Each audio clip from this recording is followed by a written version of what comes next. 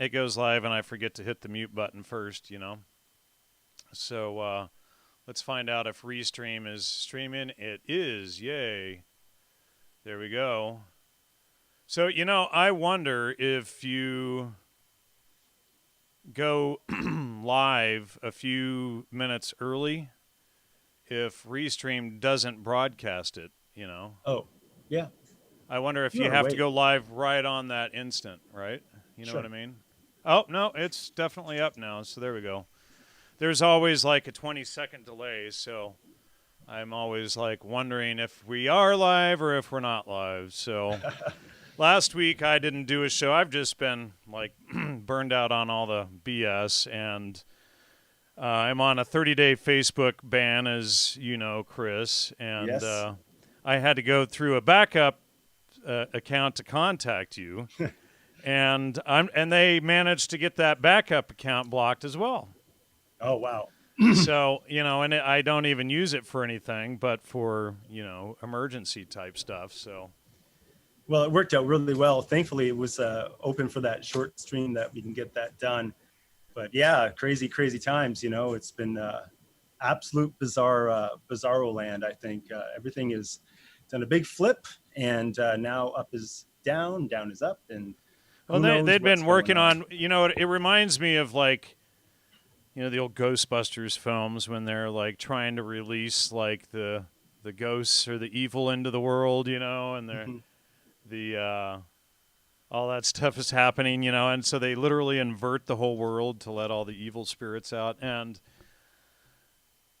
you picked the title for tonight's show, which I thought was really fitting and funny. The perpetual emotion machine rather than the perpetual motion machine. Yeah. It seems to be like that's the ride that we're on, whether you wanted to get in the line or not.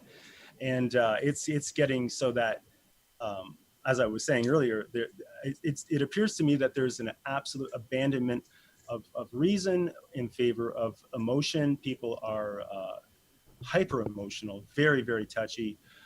It seems that everybody has to have a bad guy. There's always, it's one or the other. There's no middle ground anywhere. It is, um, it just seems unreal to me. And logical fallacies at play, this whole COVID fear mongering and whatever's happening with that, even if there's a horrible virus, just the way that we're being treated with, like, now it's mandatory where I'm at to have to wear a mask if you're going into a commercial place. Last week it wasn't. This Right. thing's been Yeah. going on for how many months? And the thing is we had all an influx of illegal immigrants up from the south, and then suddenly everybody is forced to wear masks again. And it's like I never did wear a mask. The only time I've put one on was to go to the grocery store a few times, and then it's like quick in and out because I can't stand wearing Yeah. that stuff. And everybody's sick and tired of it. But, it's like 2 weeks ago when Steve Jones was on, we were talking about young Pharaoh's stuff and what he had been exposing and Mm-hmm. looking into the whole history of that. And, like you said, up is down, down is up. The Democrats ran the KKK. The Democrats were the Confederates who lost the Civil War, etc. The Republican Party was founded by the blacks and a group of whites together in Texas. All of the 1800s black politicians, every single one of them were Republicans. And so people will claim, well, there was a switch. The parties switched places. No, that's not at all what happened. What happened was the Democrats founded the KKK, the Ku Klux Klan, and then they went around and they beat and murdered the blacks and the white Republicans to vote Democrat. You either vote Democrat or you will die or we will kill your family. That is the so-called switch. And it's been going on, since the beginning. But the Republicans and the Christians always take the blame and the fall for everything. It's like Islam ran the slave trade, and the Christians are blamed for it. you know. And it's this stuff across the board. The KKK, as Lloyd and I showed, was their book is called the Quran. I was just going to say that. Yeah. You know, and they're called, you know, Christian white, you know, white Christians. And meanwhile, their book is called the Quran. Right. Yeah. You know, and it's like, okay, well, and, you know, and going off emotion, I keep hearing these people, to put it nicely, talk about German fascism. And, Yep. you know, it's like, okay, do you realize that the Germans were National Socialists like you and that the Italians were the fascists? Italians were the fascists, yes. And they don't even have a basic understanding of history. So then we got hold of the Antifa manual a couple weeks ago, and it says right there that anybody who is a white male is the enemy, and they're against fascism and racism while they're spouting all this racist rhetoric, right? And that's a huge issue. And never mind that we fought and stopped the Nazis and the fascism, right? Yes. But the irony is they don't understand that all of these movements, Hitler, Trotsky, Lenin, Stalin, Mao, Pol Pot, you know, you go through like the Sun, whatever they were called, Rising Sun or whatever, in Peru, you have Cuba, Vietnam, Laos, etc. All of these movements that took nearly 200 million lives in the last century were all 100% leftist movements. Yep. And who gets the blame for it? The right does. It's the sinister left, you know, and that's what they are, truly. And they are masters at deceit. And, you know, even to the point of like a smaller issue, just to point out the mindset of the left, is that recently I saw Ocasio-Cortez posted something about boasting about how the youth on TikTok occupied all these seats at the Trump rally that they were. You cut out rally. Oh, I'm sorry. Just Ocasio-Cortez, AOC, was posting. She tweeted out, you know, how happy she was that people use TikTok, a Chinese app, to reserve seats for the Trump rally and occupy them, even though they weren't going to go, just to have empty seats in the stadium. And I'm thinking, like, you have to go underhand? If your ideas were so good, why wouldn't you just put your ideas forth and go on the merits of them instead of having these underhanded tactics? It's violence to sabotage somebody else's event. Like, it just seems so underhanded, and that's their mindset of the sinister left. Right. You know, it's all of this underhanded stuff. It's lying. It's deceit. It's, you know, beating people, Antifa. You know, and there was an image of a dog, you know, chasing and catching its tail as a representation of Antifa chasing fascists, you know. But why can't they do their stuff above ground? Why can't we have a logical dialogue? Exactly. And what happens is facts, critical thinking, reason have gone out the window, and everything is based on emotion now. It's yes. For the masses, that's the case, and for the sinister left, they operate on a by any means necessary mindset. So they're evil. That's evil. You would do anything. You will stomp a baby to death in front of its mother if that's what by any means necessary. They will go to any lengths to get their way, and this is the divide. So they lie. It is like very biblical. In fact, you know, like this is the seven-headed monster. You know, you have your leftist politicians and all the news media and the Facebook and Twitter and YouTube, all these different facets of this beast that's engulfing us, and they're using inverted logical fallacies like crazy. So many appeals. The BLM movement, that they can say that saying all lives matter is racist. Right. Is shocking, and that people and then what they do is they then said Black Lives Matter first before all other lives matter, you know. Well, and then if you look at the statistics, from my understanding, and I need to go back and verify this, but more cops were killed last year than blacks were killed by cops. And, you know, cops kill 2 or 3 times more white people on average than they do blacks. True. But yet, you know, and then you're not allowed to talk about how blacks are 12, 13% of the population, but commit 50+% of all violent crime. And then what the left will do is they'll say, well, blacks, they are victims of white privilege. Exactly, It's yes. always the victim card. Mm-hmm. You can't ever be responsible for your own actions. Everything is the fault of someone else. And I used to work with this very conservative guy, Ken. He was a African-American guy. And back then I was more liberal leaning, and he and I used to get into it. And he was like, look, dude, that stuff's all bull crap. We're not the victims. You got to stand up and, do what's right. His brother was police. He was planning on going into the military, but these guys, the Antifa and the BLM people, they're using emotion. And then whenever you donate money to the BLM, it's going straight to the Democratic Party. So even that isn't being up front. They're using BLM to promote their agenda. And then you have this guy, Joe Biden, who straight out says the N-word in his earlier talks, and trying to promoting racist ideologies, all the stuff that Black Lives Matter. Joe Biden 30 years ago bragged on the Senate floor that he put all of that stuff in place. And then this is who they have as their frontman. It's crazy. Yeah. Shocking to me that anybody would think that somebody with such a long history in politics who's gotten absolutely nothing done except for being more divisive and lining his own pockets is going to offer something new in the future. It's absolutely shocking, and it's terribly sad with the BLM movement and all this.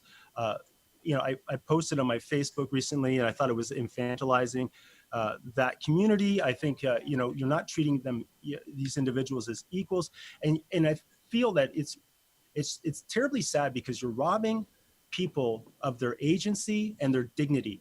You get something so important, doing things for yourself and knowing you're capable. And these are all capable individuals. Like, the only person holding them back are the ones going, no, you're a victim, and we don't have really high expectations for you, and you don't have to be held to the same standards as us. And that's wrong. That's treating people unfairly. And it's terribly sad, because I know what it feels like to build up my internal fortitude, to be able to withstand some of these waves of backlash, because I try to align myself with reality and with the truth of the circumstance. And I don't want to be prejudiced. I don't consider myself to be. People are saying I don't have empathy, and I do have empathy. I have empathy for these individuals who are being treated as children. I know a lot of these, a lot of individuals, and I don't have POC friends. I don't have gay friends. I just have friends, and some of them are Black, and some of them are gay, and some of them might be gay, and I don't know, and I don't really care. But these are good people. They're capable people, and I don't want to rob them of what they have, they deservedly have. And I think that that's what we're doing to these people, and it's wrong. And I think, it's they're the ones who I think are wrong for making excuses and going out marching and thinking it's okay to destroy people's property, because you're angry because of right. And then and then you look at George Floyd's thing. Okay, so that justifies killing 20 other people. That justifies burning down several cities. That justifies, and let's look at the history of George Floyd, career criminal. Oh yeah. He was when he died, they blood tested him. He had fentanyl and methamphetamine, and he was trying to pawn off counterfeit money. He had already spent 6 years in prison for holding a pregnant woman at gunpoint, putting the gun to her stomach. And that was like the 5th time he was in prison, And so this is who the left props up at, and you see these murals. 3 funerals. Yeah. And meanwhile, nobody else can go to a funeral, No. but you see these murals of the guy with wings painted behind him, I know. And it's like, how is he the representative of the left culture? It's like, why not, why do they need to ban Young Pharaoh's videos for exposing this stuff? And then promote all of this hyperbole? But, just really quickly, I want to show this clip on screen here. Hold on just a second. And So this is Biden now. I want to know if this clip here is edited, this first clip. But hold on, I'm going to put and unfortunately, I don't think I have desktop audio. Let me see if I can capture desktop audio here.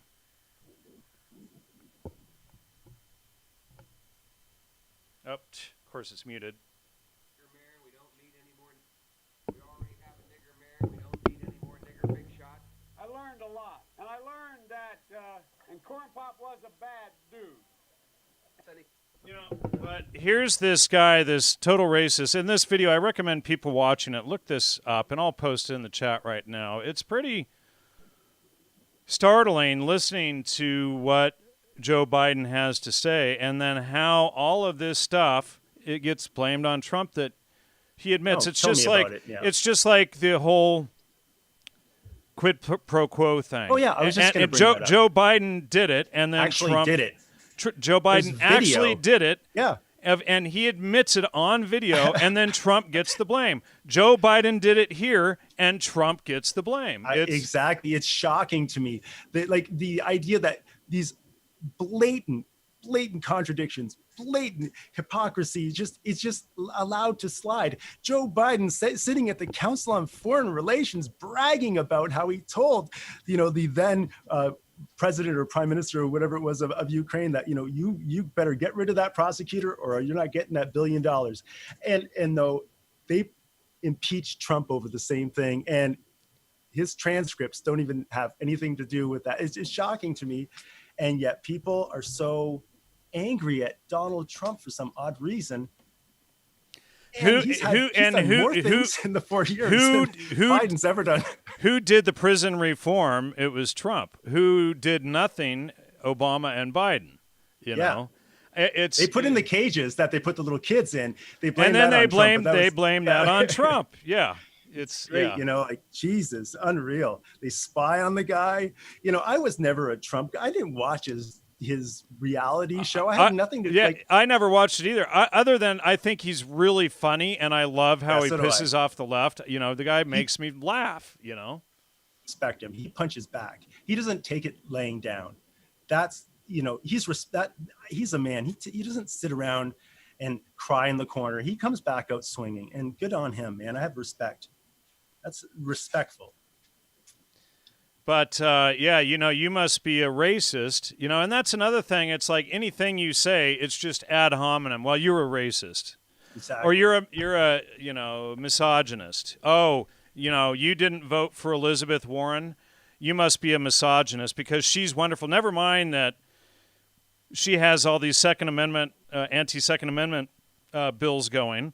Never mind that she's pro-murdering babies. And all of this kind of stuff. We must be misogynist if we didn't vote for her. That's, one of my cousin's logic is everybody, including women who didn't vote for Elizabeth Warren, is a misogynist.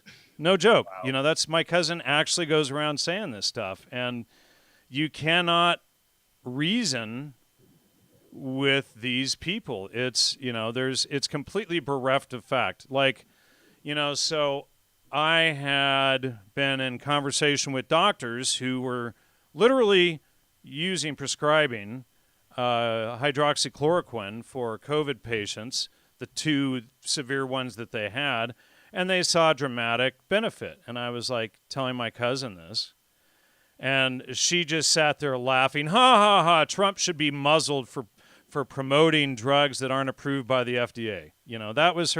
That was her response, and I'm like, I'm literally talking to physicians every day on the ground. But, it was everything was appeal to ridicule, ad hominem attack. Yeah. And this is within my own family. Authority, right? Right. Oh, yeah. Well, I have the same thing, because of like, and again, like, I don't want to come down on anybody. Like the people I've been interacting with, they're all really good people. I don't think they're bad people, but the road to hell is paved with good intentions. And a lot of these good intentioned people, I think, are missing, they're wrapped up in emotion. They're allowing these fallacious ideas to take over. And we see what happens. It gets violent, it gets ugly, and it gets destructive. And I don't see a lot of these people who are pro, oh, well, it's just properties. But someone lost their life. I don't see you offering your property to be destroyed by the angry mob. Mob, if you listen to fools, mob rules, and it's true. The mobs are not where you want to go. Bernard C in the Bernard C in the chat is trying to figure out what I am. Is he a plain old conservative or what? Well, anybody who's watched the show knows I used to be liberal, and then as my son grew up, you mature. There's an old saying: if you're not a liberal in your 20s, you don't have a heart. If you're still a liberal in your 40s, you don't have a brain. And so, if you're still a liberal in your 40s, folks, you don't have a brain. We've been dealing with these protests in our town here. Yes. And I got into a conversation with this old lady, and the Republicans, they're evil, and and they want to genocide everybody. And I walk up to her and I say, well, did you know that every major genocide for the last 200 years was committed by the left? Well, what about the corporate genocide and the Nazi fascists? I said, well, actually, the fascists were Italian, and the Nazis were National Socialists. And but the left has literally committed all of these genocides. Well, what about Trump's preparing for a genocide? What genocide is he preparing for? Well, Black Lives Matter. It's like, well, if Black Lives Matter, then why do you vote for liberal politicians who then promote abortion and put Planned Parenthood centers in black neighborhoods if Black Lives Matter? And she went and just sat there for like just 30 seconds with a blank look on her face, had no comeback. It all of a sudden it started hitting her, and it's like, look, that's the thing, and that's the typical brain melt at that point in time. And then the emotion kicks in, and then it becomes like, I'm just going to scream louder, and if I do that, it'll be more real. And I don't know that's not a very successful move, if you ask me. It's very sad because it's like you say, with these movements and with these people, like the left has, not only is it involved in all these these genocides, which are absolutely horrible, but it's always involved in underhanded things. Even like the Fabian socialists, their symbol is a wolf in sheep's clothing. Used to be, now they've changed it. Yeah. Well, yes, but devious, underhanded, sneaky, and that's what you get, and it's these, we're being pushed into that ideological subversion state of crisis, right before normalization happens, which I don't want to normalize into Chaz or Chad or Chop or whatever the heck they call it now. So this is where we're headed with these grown adults acting as children, taking over a few blocks of the city, and nobody's doing anything about it. It's shocking to me that we're in this. And this is what Aldous Huxley and these Fabian socialists wanted. Exactly. See, the Fabian, the socialists, when they went and toured Europe after World War I and World War II, they saw the mass carnage everywhere that their government systems had perpetrated on humanity. So they needed to come up with a method of soft kill, get people eugenicize their own families, make people believe that there is no truth, that reality is not real, that everything is based on primacy of consciousness, and it's whatever energy you put out in all of this stuff. So, Aldous Huxley and George Orwell and all of these other Fabian socialists, David Rockefeller, Annie Besant, all of these people in here, these were the people that when they toured Europe and then Soviet Union, and saw that the left had mass murdered 40 million Europeans, 40 some million Chinese and Asians, the estimate between 1900 and 1999 is between 148 and 202 million people. And so when they saw all of this carnage, they were like, okay, well, we need to find a way to soft kill, because that was too much. And even they couldn't believe the carnage that their own beliefs had caused, that they were putting out. But what's interesting is, as you sit back and you watch Antifa, which is, they are exactly what the Nazis were doing, like the Nazi youth going around beating people's, forcing them into submission, all this stuff. You can see this is the beginnings of the dehumanizing process that is at the beginning of every leftist mass genocide. So their next target will be, as they call it, cisgen white males and Christians. That will be the next target. And they, these people don't ever study Islamic texts, so the Muslims must be victims to the cisgen male. Of course. And yeah, and that's something that that is something that I'm very frustrated with, because again, I have great empathy for the Muslim. I do, for the individual Muslim, because I've done a great deal of research into Islam, and so I can appreciate it must be absolutely horrible to be in an ideology that will kill you or at least disown you if you leave it, and having your family and your friends and everybody, it must be extremely difficult. So I have a great empathy, and especially if you're a good person who cares about people, but you're, in Islam, women are worth half the testimony of a male, so it's worth half. If you're a loving gay person, you can end up, being thrown off of a roof.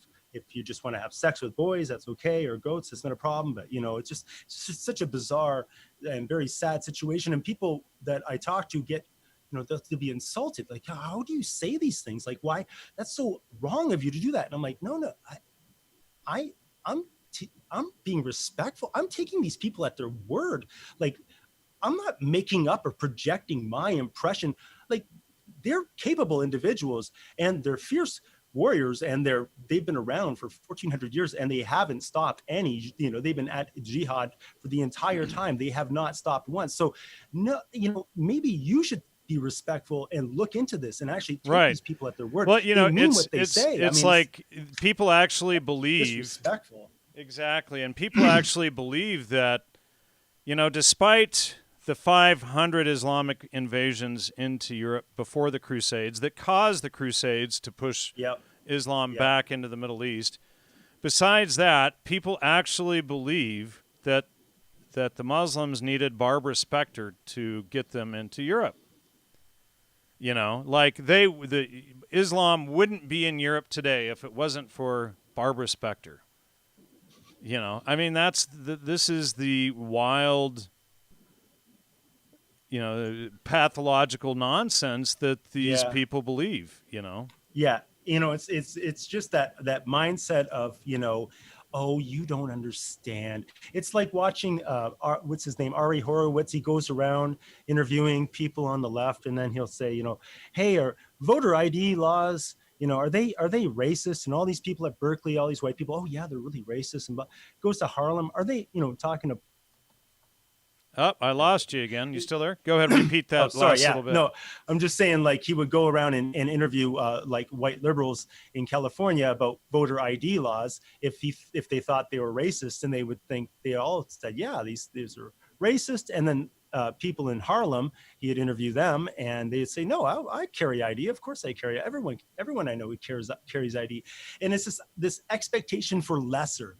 Like, they're not capable of. They don't have data on their phone. Like, they just make these presumptions that are just insulting, and they don't mean it, but it's still insulting. Or perhaps they don't mean it overtly, but it is ultimately, I see it as being insulting. And I think, Jesus, at what point are we going to start treating people equally? Can we not just be equal? We have equal rights, we should be sharing equal dignity. Should we not? It's terribly sad. It just really is. It's shocking. Everything is flipping around. White privilege. Oh, you don't understand this. You have white privilege. No, you know what? Maybe two-parent privilege. I'll say I have that. Yeah. Well, and that's okay. So don't get divorced. So whose fault is that except your own parents for getting a divorce? Exactly. And so it's like, okay, so I was privileged because my parents worked hard, and but my parents, in my case, my parents did get divorced when I was 9. So it's like what do you say to someone who has 5 kids to 5 baby daddies, you know? Right. And Exactly. other than, you know, maybe sit down and read the Bible and learn what it says about that, you know? Absolutely. And And that's a huge thing. following the path of righteousness was important. You know, so, and the irony to me is that the left attacks the two things that give them the freedom to whine, bitch, and complain about everything. They attack Mm-hmm. firearms and the Second Amendment and the Bible. That's where their freedom to whine, bitch, and complain comes from. And they don't even understand that. But, you know, in the United States, since January, it's been nonstop record gun sales, and most of them are to leftists. And but you know, so we've had 15 million gun sales in the United States since January. So that's what, like, that's like A lot of guns. five. That's like 5% of the population has bought a gun since January. And you know, but what they don't understand is the act of buying a gun is even the very first step. And there's somebody in the chat right now that, and I'm not going to say your name, but I taught them to shoot several years ago, and they were like a full-blown liberal. And by the time they pulled the trigger the second or third time, they had that, wow, I get it now. And, you know, the light bulb went off, and within like a year, they were conservative, they were Christian, their whole outlook on everything changed. And, you know, so, but what these people don't understand is that when you go out and you buy a gun, sure, you might think that you can hold on to your liberal ideology for a little bit, and some of them will, but the vast majority of them, that's the first major step in becoming a conservative, is taking responsibility for your own, for yourself Yep. and your family's Yep. safety, Mm-hmm. you know, and not relying on somebody else and saying only they should have guns and we shouldn't have guns. So now a lot of these people are waking up and realizing, oh, there is a reason for the Second Amendment. Yeah, and now that they're trying to defund the police, you know, it might not be a bad idea to arm yourself over. So apparently, it's crazy. Apparently, Bernard thinks this episode is about National Socialism. If you go in the database, Bernard, under Nazis, you can read a whole paper that debunks National Socialism and communism and fascism and all that horse shit. So I recommend you go there. I believe it's under Nazis. It should be in there. But let me see. Nazi eugenics, Nazi propaganda. Let's see. I'm just going to just look for this here for a second. Third Reich Nazis. It should be under that, maybe. Yeah, Hitler's socialism, defeating the counter-arguments. It's right down here at the bottom. So I recommend everybody read that. And, you know, for those of you who are socialists, if you have the brain capacity to think and read this, and you'll see that it completely debunks socialism and National Socialism and fascism and communism and all of that leftist nonsense that's led to every mass genocide for the last, you know, couple of 100 years at least. So. Yep. Well, you know, no sanctity of life when you're an atheist, right? And there's no God in socialism. So. Right. Well, you know, and isn't that the truth? They, you know, the first thing they do. And look around you. Have any churches been open for the last 4 months? I know. Nope. So the restaurants, everything else is allowed to be open, but the First Amendment is still shut down. And what gets me is if any one of these large churches, if any one of them stood up and fought for the First Amendment, this crap would be over immediately. But all of them, except for a handful, all of them rolled over. And that's what makes me more nauseous than anything. You know, so they are literally saying God and church is illegal. Logos is illegal. Yep. Lockstep. Everybody right in line, you know. A lot of crazy things going on with that. Even the Event 201 whole thing was very fishy. But, you know, you're right about the fact that I think when you put a sanctity of life, when you believe that their life has value, you know, that to me is when you lose that, and I think the left has really lost that. I don't think they really care. They're happy, they take joy in seeing Trump fail. They lie about it all the time, always trying to make the guy look bad. And going back to that, why if CNN and MSNBC and all, the Atlantic, all these leftist, spew holes, why do they need to lie and spin every detail of the news if there was any truth in what they were doing? Exactly. It's like they'll take, and somebody was telling me about the babies, this meme that went around, and it was a white baby and a black baby running down the street, and then so of course it was all clipped so that the left could make it look racist. Like even an infant white child is racist chasing this black baby down the street. And of course, when you see the full clip, which of course they tried to scrub everywhere, it was showing the two playing and hugging, and then they were playing like toy swords or whatever, and then one is running down the street.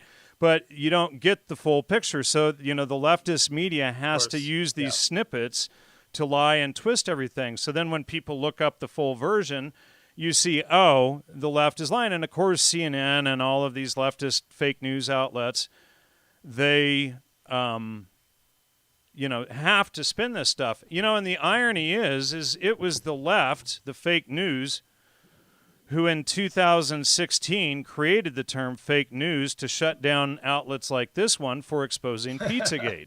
Right, and then do you remember that? You. And then thank you. Oh yes. And then Trump came out and spun it, flipped it right back on them. But they had come up with that PR campaign to get all of the alternative media shut down to kill the First Amendment.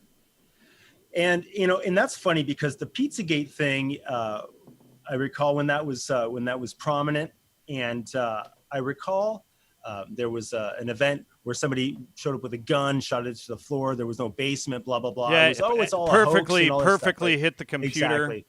Exactly. Well, I don't know if you're aware of this, but a few months ago, the FBI did a vault dump for the Finders. Are you familiar with the Finders? It sounds familiar. There was a group that was like this group. Two men were with a group of young kids in Florida, and they were well dressed, but the kids were in shambles. They're all dirty, and somebody called the cops, and they showed up and they arrested them, and it became a news story for about a week. And it turns out that they were located in Washington D.C. or somewhere out in the vicinity, and it was the leader was called the Game Finder or something like that. And it was a very weird. He was ex-military, some weird type of thing, and they were doing something with children, and then the story went away and it kind of vanished after that. And it was part of that whole satanic panic of the 80s. Well, this vault dump, just like there was, I guess, documents that showed up that have like showing all these tunnels underneath Washington, D.C. from like the 80s that the FBI knew about. It's like supports a lot of what was set up with the Pizzagate thing, that they found animal bones and all kinds of bizarre ritualistic things that were in these tunnels. So that kind of supported a lot of that Pizzagate. Every now and then I'll see people pipe up with, "Oh, remember that Pizzagate? Ha ha ha!" And I'm like, "Well, yeah. Look into the Finders." Here's Peter Nagel. Zionism is the winner in this synthetic confusion. Never mind that we just finished talking about Islam and we did 27 shows exposing the bait and switch on that. You still have, and it's probably a fake sock account or something, but usually these clowns are. And what's interesting is YouTube recently blocked the ability to right click on the user's name and go to their channel to see their information, see what they're all about. Right. Kind of do some but so you get these people that are all selling the we should worry about 14.8 million Jews and not 1.8 billion Islamists. That and never mind the Islamic texts clearly say that. Never mind that we went through the Talmud and all that stuff and found like one or two of those quotes true, and the other 57 were fake. Right. But it's amazing when I see guys like Peter, who are probably paid Islamic propagandists, to pop in and spew their their Yeah. lies, because you always have to create a misdirection, a scapegoat, and that's how they Absolutely. do their cover.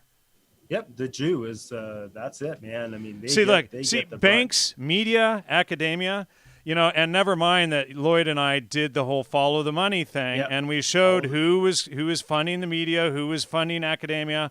It was like Israel was like 38th on the list Yep. behind all these Islamic countries, but you have, guys like Peter Nagel who have never once cracked a book to verify any of this stuff. They just regurgitate it because, people like Ryan Dawson and Adam Green say it. So they're Well, they're going to be good little mouthpieces for the propaganda, I just saw a video a friend sent me this morning, I think it was, with Roger Waters of Pink Floyd spewing the same BS, and it's like, oh my God, just yeah, it's just so obvious this anti-Semitism that just coming flying out of this guy's mouth, and it's again, you're just looking at things and making sense of the information that we have available to us. That's why I'm so stymied by everything going on right now, because like, if you just look at things and just step back and unpack it all and just sit it in front of you, you have to come to some sense here. I mean, it can't, it's not leading to where you think it is. You're just walking in circles and you're getting more emotional. That's what this guy Peter Nagel is doing. As you're saying, he's walking in circles. Well, Israel has proxies. Oh, well, don't you know that Islam was created by Israel, and the Islamists aren't responsible for anything they do? They're victims, It's always this, this whole victimization thing. They work by proxies. They don't have any facts to support this stuff. You do 50 hours of shows exposing how all of this is false and where to look up the real citations and everything. Lloyd and I and Todd and Sonia Azam, we spent a lot of time exposing all of this. Absolutely. Very in depth. And I recall I remember talking to you about this early on, saying you should really look into this. I was reading the Robert Spencer, The History of Jihad. My mouth was on the ground. It was shocking. And it's around that time, I think you had already started working with Lloyd on some of these shows. And it was just, it's worth your while knowing. And the citations are there for you to actually go and check yourself. And now he's quoting the KGB's Elders of Zion as his evidence, which he's probably never read either. So bye, Peter. You're banned. You're too much stupid crammed into one person commenting. Well, disinfo, goes a long way, and you got to keep those demons. Got to keep those horns nice and sharp, and yeah, it's very sad. It's So it's we never did have one person bring up primary citations that proved anything that Lloyd and I did was wrong. Right. And that's the big thing, asking for anybody to produce any kind of evidence is like almost like you're insulting them. I don't understand that. If you're going to make a claim, like a great claim recently, there's systemic racism, and I'm there in the U.S. You have a black president for 2 terms. You have how many black politicians, how many black mayors, how many black police chiefs, police officers? Like there's so many people, military, every. Oh, but you're a racist. I know, and it's just sad because again, like they deserve their accolades. They deserve to feel like they got there. Like affirmative action is robbing people of their of that internal feeling. Like, yeah, man, I made it here myself. That's the very important. In LA, if you want to have a contract with the city of LA, a business contract, a minority automatically gets the contract before a white male. If you're a woman or a minority, they automatically pick you before a white male. Right. That is like racism. That yeah, it's been like that in Canada for some time. My brother worked in Toronto at a bank, and he was overlooked. He had more qualifications than some other guy, but the guy was a different ethnicity. And these things happen all the time. It's just like, hey, man, nut up next time. Better luck next time. But these things, they've been happening for a while. And this whole reverse, let's just, hey, we're going to be equal, but just not right now. We're going to have to put our finger on the scale and just have to deal with it for now while we try to, it doesn't work. We either treat people equally now, or we don't treat people equally. And there is a fundamental divide there where I just don't think people get that. It's like, well, we have to treat these people because they're gay, so you have to watch out. And this guy's trans. This group needs special. Everybody. Yeah, exactly. Everybody started out with the same rights and the same freedoms across the board. Don't kill, don't murder, don't. Yeah. Exactly. Don't treat people different. And then but then gays, they get special rights, and then a guy decides he wants to wear a dress, so he needs special rights, and a horse decides to be a human one day, so the horse needs special rights, and and we're going to attack this guy here because he's not going to bake a cake for this guy over here. But, you can't force so-and-so to do this because, it's pick and choose. There's so many obvious contradictions at play in the treatment of different parties with different things. And it's just, at some point, I'm waiting for people just to go, hey, whoa, what's going on? And some people are, but there's a lot of people that are just, nope, it's racist. We're going to go march in our supremacy movement. Like BLM is supremacy.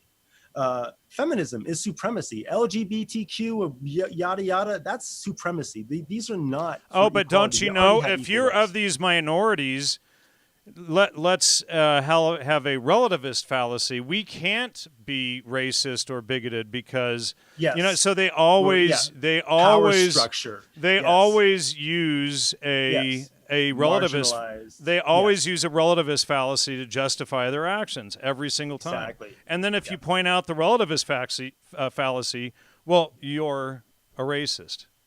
Sure. You're a bigot, you're a misogynist, but it's okay. I mean, okay, so we must be racist while blacks have had Black Entertainment Channel, etc. for decades. But if you had White Entertainment Channel, that would be racist. But so the opposite is always allowed to be true. Yes. But obviously all of that stuff is allowed to be, and everybody just gives it a nod. But then, so how is that being racist if it, okay, like you just said, we had a black president for 2 terms, but you're still a racist. Never mind that he was one of the worst presidents in history on his own merit, right? Yeah.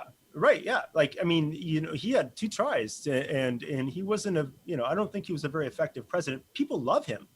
He was a very good orator. He was a very good,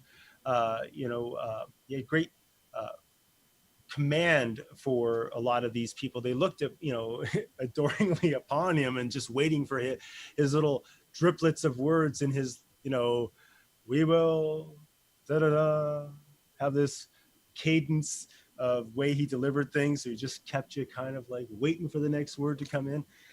But I don't think he was a very good president. In fact, I was pulling for him. I pull for every president. I pull for every leader because I want them to do a good job because I want to live in a good world. So I'm hoping that everyone is doing a good job every time. I'm like, I hope they do a good job. And when Trump came along, I'm like, I hope he does a good job. But honestly, people say he went around grabbing pussies or whatever. He didn't say that. That was number one for me. I'm like, he didn't actually say that. He said he could. He was talking to a guy saying, you won't believe that these women throw themselves at me. And I can believe that because he's a wealthy guy.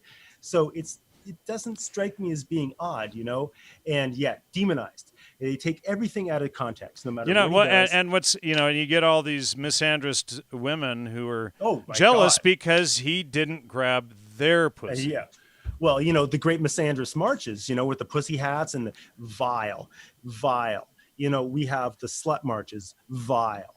You get dressed up, in like next to nothing. Gay pride, like there's no pride. And we all know pride is like the deadliest of the 7 deadly sins. So maybe we shouldn't engage in I pride, logged into YouTube tonight, at the top of YouTube, right when I logged in to start setting up for, to put everything in for the show tonight, they had pride stuff at the top of the page, and it was like, wow, and But what is pride, folks? So let's look at pride here. Let's find out. So let's see. Defining our terms, the are we? first Oh, boy. of the 7 deadly sins. Yep. The exhibition of this quality and attitude bearing conduct or treatment of others, arrogance, haughtiness, a consciousness or feeling of what is befitting or due oneself or one's position, which prevents a person from doing what he considers to be beneath him or unworthy of him, especially as a good quality, legitimate, honest, proper pride. Notice how they say proper pride. Yep. Also as mistaken or misspelled feeling, and then false pride. But pride and prejudice, let's see, the feeling of elation. Where'd it go? Hold on a second. Let's see. The feeling and pride of those who belongs, hence the best of a class, country, love, display, ostentation, worldly pride or ostentation, vainglory, applied to a peacock when presented with the tall, expanded, and the wings drooping. So, so somebody who's peacocking, that's pride. Usually that's considered, a derogatory term. So, the best, highest, most excellent, flourishing state or condition. And so sexual desire in females, pride, the group of lions, blah, blah, blah. What's funny, though, is when you look up stuff like, let's go, come on, what's the term? Diversity. Let's look up diversity, yes. folks. Oh, yes, to divide. Right. So, of course, so for those of you who don't know, the root word of diversity is to divide. So we have a condition or quality of being diverse, different, varied, difference, unlikeliness. And then let's see, system applied. Hold on a second. There was a really good one here, if I recall. Divisive, divers.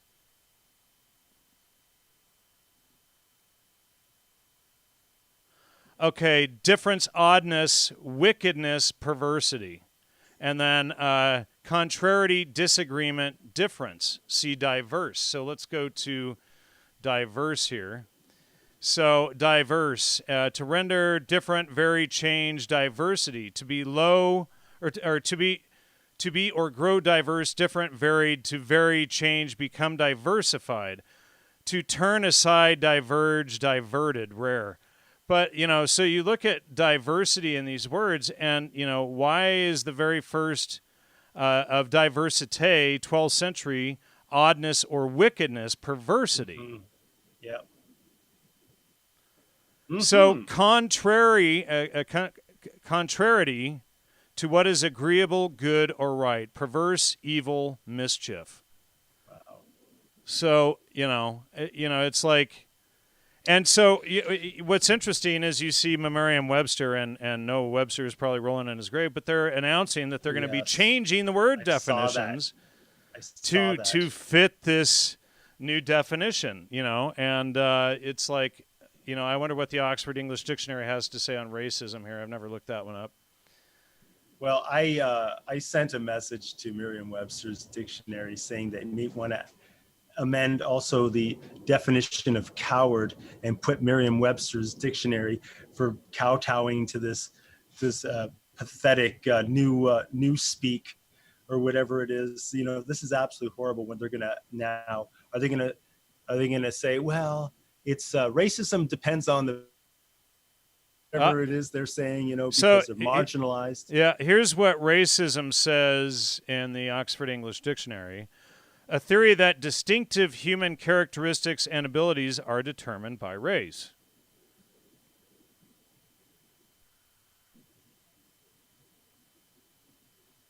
That's all it says. That's it, eh? That's it. So, and why is, so what's a race? A group of people, animals, plants connected by common descent or origin. So if you tend to stick to your own origins, that's bad, apparently. Let's see, the offspring or prosperity of a person, a set of children or descendants. So that's your race. So if you're for your family and your descendants and your own children, that's apparently racism? A tribe, Yeah. nation, or people regarded as of common stock.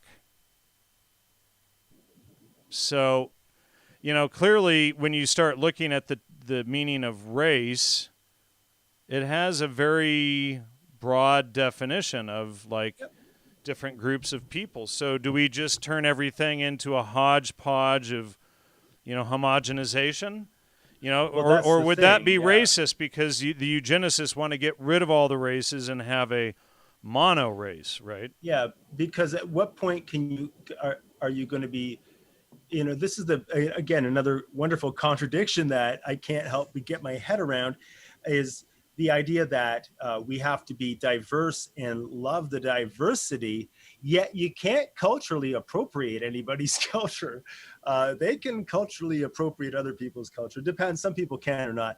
But like Justin Trudeau, the walking contradiction, prime minister here in Canada, who is all pro-Islam, feminist, and pro-gay all at the same time, which again, it's a shocking thing, where anybody who has any kind of knowledge about these things is just like, wow, this is such a massive contradiction, and yet he will say that, no mankind, we have people kind, and that Well, man is a race, not a okay, gender. exactly, yeah. So and that gets spun too. Oh yeah, of course, and women, and where white privilege came from was from some women's study professor, apparently from like the mid 80s, and I'm sure there was a Y in there somewhere.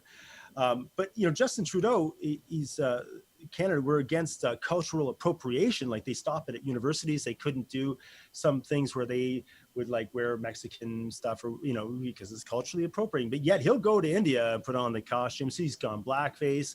This guy changes his costume. Like it's okay for him. And that's what the thing with the left is that they can do it. It's okay. They're virtuous. You don't understand.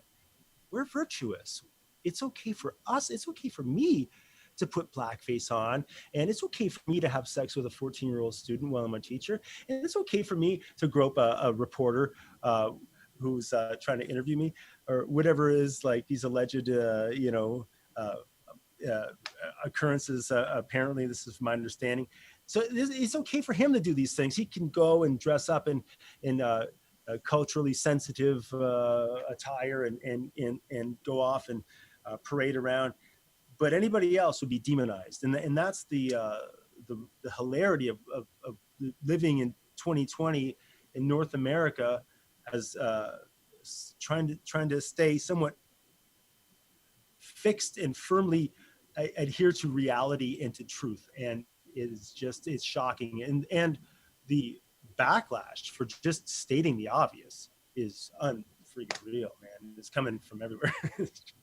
Just dodging these, it's something else, I'll tell you, and by the way, so anyway, yes, I should say thank you, Chris, for also Chris, for those of you who don't know, for like what 6-7 years now, you've been doing the images for the shows every week, so thank you so much. Yeah, no, it's my pleasure. It's been a wonderful learning well experience.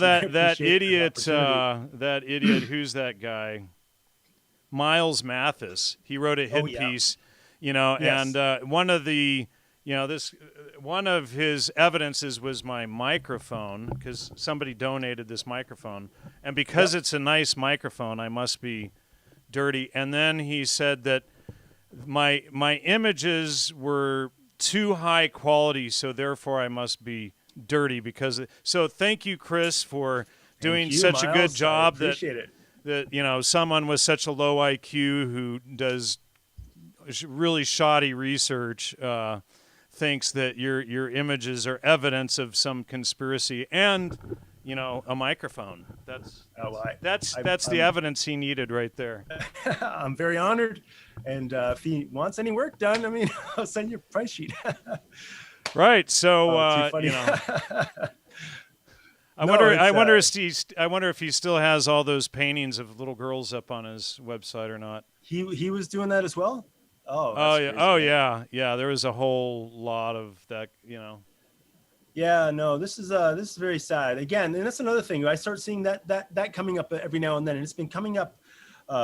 It's been surfacing its head every now and then. I remember years ago when the whole Gamergate thing was going on, there was these stories at like Salon, like, oh, I'm a pedophile, but not a monster.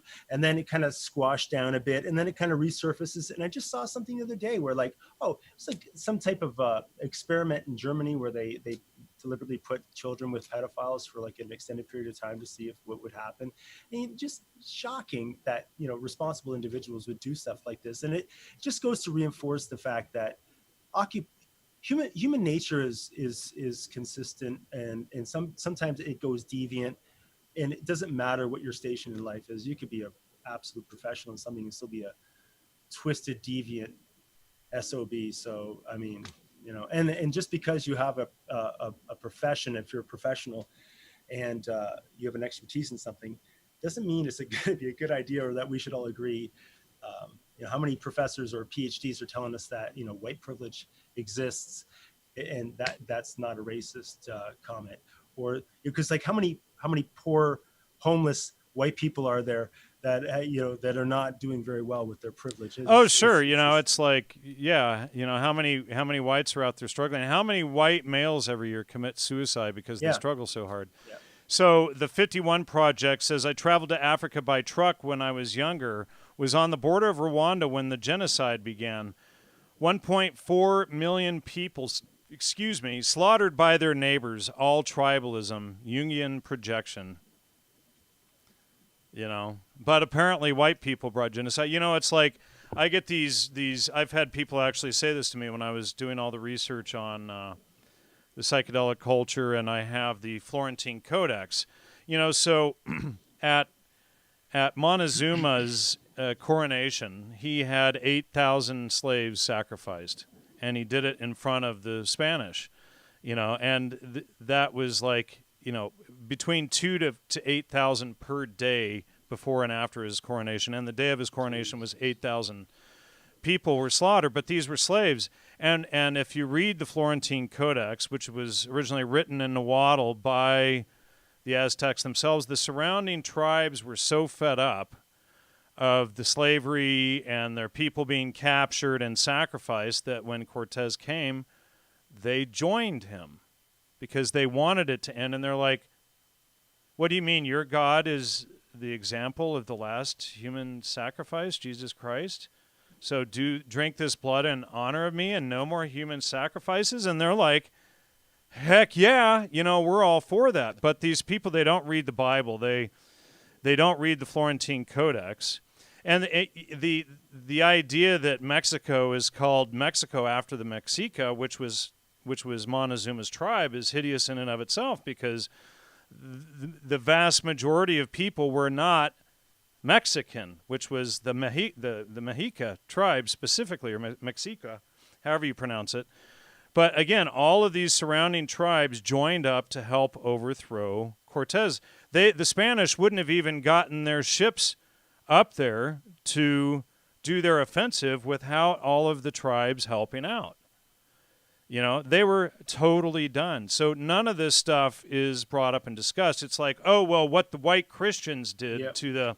So what you're arguing is that your relative peace and your end of slavery and your end of human sacrifice that went on for who knows how long up until Montezuma, that you want that back? You know, that's the, you know, they destroyed our culture. Well, no, the Spanish came and your culture helped the Spanish, and the Spanish, like, I'm Danish and Welsh, that's not my culture, but, you know, suddenly Spanish are just white people, and never mind they're Moors and they're all these, you know, never mind that the Spaniards were overrun by Islam for how many 700 years or so, well, you know, Spanish Inquisition, right? And it's also said that the Spanish language may be an amalgamation of Arabic, you know. Right. But, you know, getting off topic there, but you know, they can't even look at the history before they come to these wild racist conclusions. It's like, really, did white people really bring slavery here? And then it doesn't take a whole lot of reading, and then they'll say, oh, well, those books were written by the Spanish, so therefore it's not true. There's always some spin Always, and excuse, Absolutely. No, it is sad. It is ridiculous. And some of the biggest socialists I know are the best capitalists. They have every gadget known to man, and they, hey Alexa this, and they got all that stuff, but yet and it's just like, it's so not self-aware, don't understand their place in the greater scheme of things, man. Things do not bode well for people under socialism. And so many of these people are, oh yeah, I'm a democratic socialist. It's like, yeah, that's no, you're not. And it's sad how many people just follow because it's cool now, and no concept. It's and you can see how the Marxists, the Bolsheviks, the Nazis, the fascists, you can see the Maoists, how they recruited these young people and how every genocide took place. Like, I'm sitting here watching all of this stuff going on and how they're dehumanizing conservatives and Christians and all of this stuff right now. And this is exactly what they do before every genocide. Mm-hmm. Yes. Oh yeah. Well, you see it now. You see it now, even with police now. They shot that old man who was defending that pawn shop in where was it? Minneapolis, Minneapolis. Is there something? It just absolutely tragic. And the guy's sitting there like, oh, what the hell, guys, over a TV? Who did this? Who shot him? And of course, they had already run off. And he was the former police chief. Yeah, just shocking that life has no value for people. Yet George Floyd's life had so much value that it caused so much stuff, and it's riots and protests and burning down businesses. Lots of them were black owned, or people that relied on these businesses were African American people, and no concern for these individuals. No, but this one individual, we have to go over the top. This one individual who is a lifetime criminal. Yep. And career criminal. How many contacts with the police did this individual have? How many individual contacts did he have with the cops? And this is another thing. At what point are we going to ask and say, okay, what responsibility does the actual individual have? I've dealt with the cops. I've dealt with the police. You cut out again. Okay. Repeat that last sentence again. Yeah, my dealings with the police are generally pretty good, but I've had a few occasions where it's been, mouthy. I've gotten like, I'm going to rip you out of the car. Okay, yeah. But you have to understand, you're dealing with an armed individual at this point. And if any moves you make, you're responsible for your actions. And it's all about govern or be Floyd governed. had committed armed robbery twice and held a woman, like we said earlier, at gunpoint, a pregnant woman at gunpoint with the gun held at her baby, at her stomach. And he spent like 6 years in prison for that, 5 or 6 years. So, but this, again, going back, this is who they prop up as their, like as their hero. Would say that as well. Like, why are we holding these people up? And, nobody, I haven't heard one person defend the cop, and nor do I think, it was a pretty violent thing to see. And, I don't recommend that. And at the same time, he was on fentanyl and meth. So no, for sure, absolutely. But have you also noticed how with Chauvin was a black cop, a Latino cop, and an Asian cop, but somehow these three are ignored, and it's all about white racism. Well, even the guy, the Wendy's drive-through guy. I don't know if you saw that video I did. Where. Okay, so now this police officer is being charged with murder, which is absolutely ridiculous because he had everything. This guy, the perpetrator, the guy who got killed, asked for that. He attacked these people. He tried to tase them. At what point do these people? At what point do they get to defend themselves? Oh well, it's because he kicked him once he was already shot. And it's like, wait a second. So you know what? Let me find this, and then we're going to wrap it up here in a minute. But somebody had sent me a video last week that I want to show. And sorry, everybody, for being on FB jail. So I am getting your messages. I am still reading everything. I just can't respond still. I think I've got 7 or 8 days left. It's pretty ridiculous. By the way, I got banned for sharing a meme that was shared like 10,000 times, and it was all live splatter. And so I got 30-day Facebook jail for sharing that meme. No joke. So never mind that like half the people I know shared it. They didn't get in trouble. Just me for sharing that. So where the heck is it now? I'm not seeing his... Usually he pops up right at the top. He sends me so much stuff. I wonder if he, like, turned off his account for the one time I go look for his thing here. Jeez. Yeah, he must have, like, shut it off yesterday or something. I don't know. I'm not seeing him all of a sudden. It's like it's this guy in Budapest in Hungary. He's always sending me stuff. So I don't know. He sent me a really good video clip, though, that I wanted to play. And now, of course... I can't find him. So he gets on Facebook jail often as well. So I wonder if he got in trouble too. Yeah, there seems to be quite a few people that I've noticed that are not there. I've been able to avoid that. I ask a lot of questions. I don't make a lot of. I try to keep it somewhat civil, but even though I try to be at least to provoke a discussion about things, and if we can define our terms.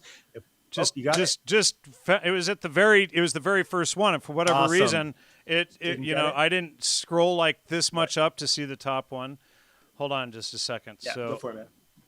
So this is upsetting. Let me see if this is going to play first. But for those of you who have children watching, you may not want to see this. So he sent me this the other day, and no, I don't want ads in Hungarian. Thank you. Majorska. All right, so this is a shootout. Now, of course, it's not going to load. There's a video right here. Let me see if I can get it to load in another browser. Jeez. Figures that would happen right now when I want to show this thing. I don't know. It's like it doesn't want to show Hungarian-specific content, I guess. Let's see. All right, so here it is. So this is pretty upsetting, and these cops actually get shot, you know.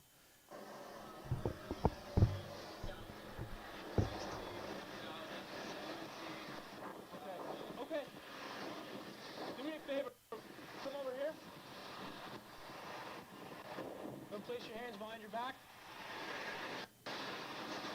What? Hey, place your hands.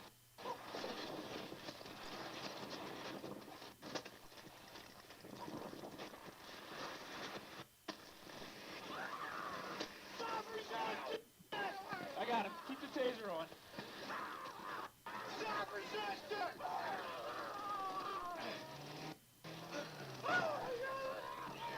Fuck. Keep the taser on.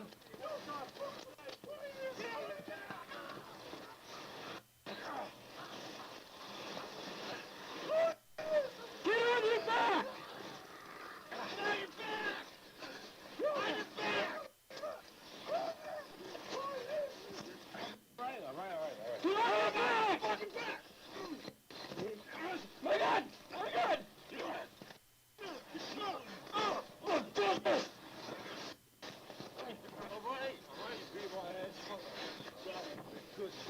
Get the fuck on your back!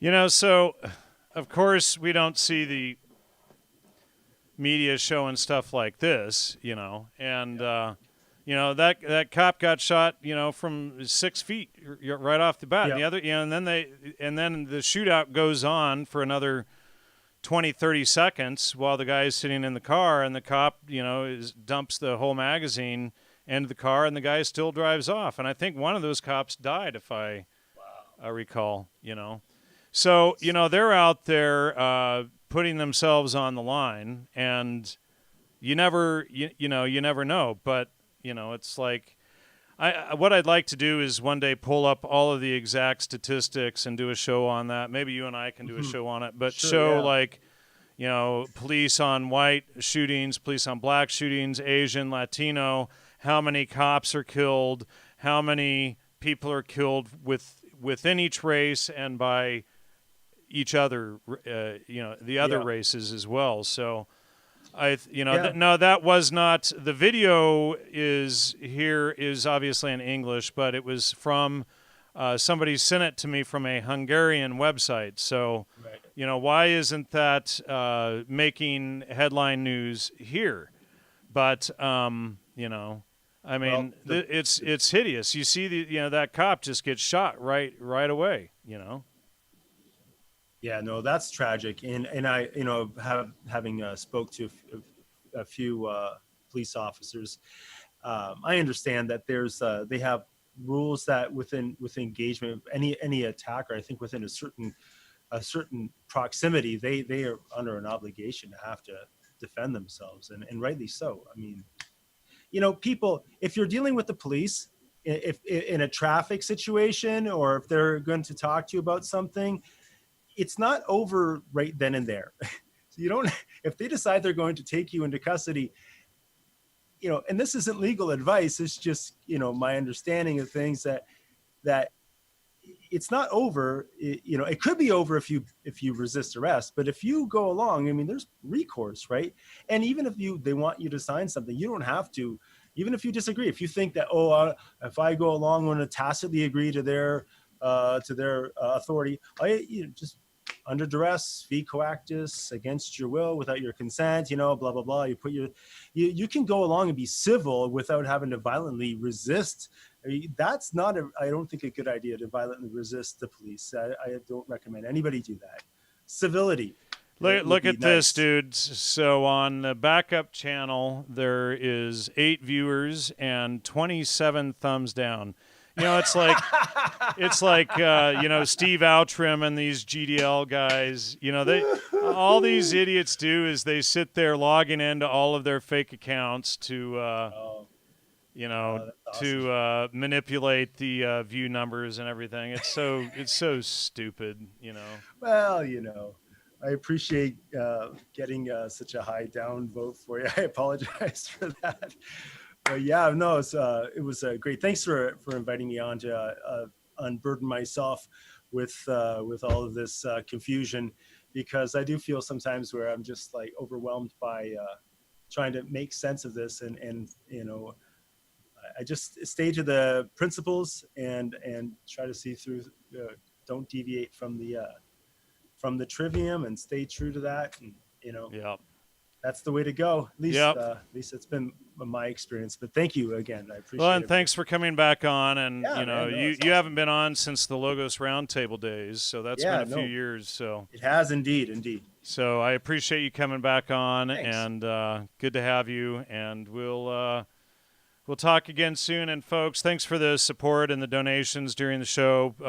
LogosMedia.com. If you'd like to support the show, please hit the subscribe and the little bell to get notifications down there at the bottom. Really appreciate your help and support. Please spread the word, and we'll see you next time. Take care, and good night, everybody.